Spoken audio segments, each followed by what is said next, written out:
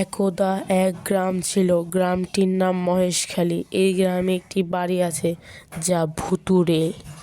অনেক দিন হয়ে গেল কোথাও যাই না।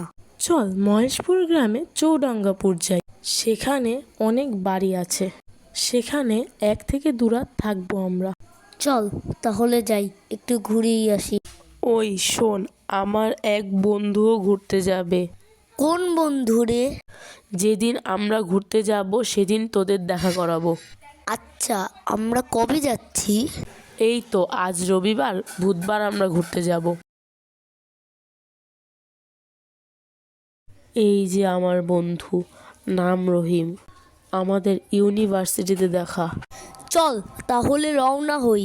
রওনা হতে একটু বেশি দেরি হয়ে গেল। ভয় পাস না, রাত হবে না, আমরা চলে যাব কিছুক্ষণের মধ্যেই। শোন, চৌরাস্তার মধ্যে গেলে সবচেয়ে সুন্দর হয়। শোনা যায় ওখানে ভূত আছে। ভূত বলতে কিছু হয় না।